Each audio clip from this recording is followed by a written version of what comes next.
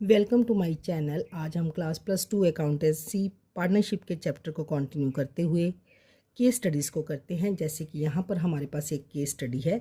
Tom and Jerry are partners, they don't have any partnership agreement. Okay, partnership deed उनके पास नहीं है। As an accountant please suggest.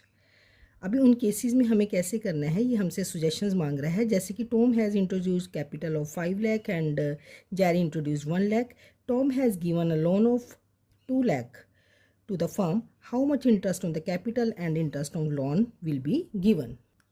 इसका answer है no interest on capital to any partner but interest on loan will be given at the 6% to the Tom.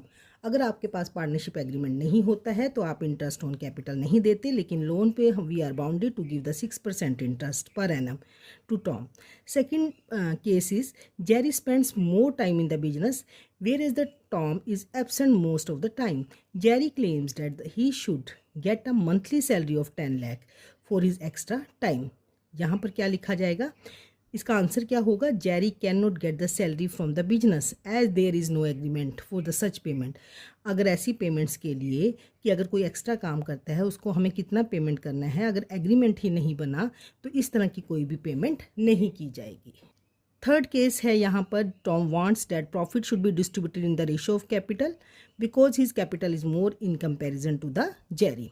नहीं, जब भी bond नहीं बना होता, कोई एग्रीमेंट नहीं बना होता, तो ये जो पार्टनरशिप डीड है वो नहीं बनी होती, प्रॉफिट जो है इक्वल बांटते हैं। नेक्स्ट केस है, Jerry wants to introduce his son into the business as a partner. Tom objects to it. Jerry's son cannot be admitted as a new partner because a new partner cannot be admitted if all other partners agrees to it.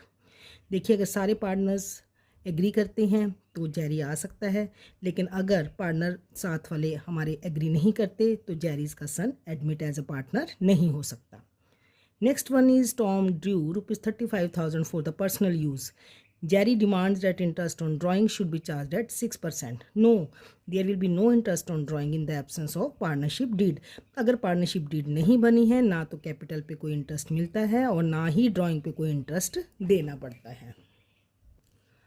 I hope आप यहाँ पर समझ गए होंगे कि कुछ ऐसे expenses हैं जो कि अगर पार्टनरशिप डीड बनी है हमारी, उसमें हमने इसको लिखा है तो हम कर सकते हैं। अदरवाइज़ अगर ये हमारी एग्रीमेंट डीड नहीं बनी होती तो हमारा लॉ कहता है कि इस तरह के एक्सपेंसेस नहीं करने, सिर्फ हमें यहाँ पे इंटरेस्ट ऑन लोन 6% वाली एंट्री ही करनी होती है।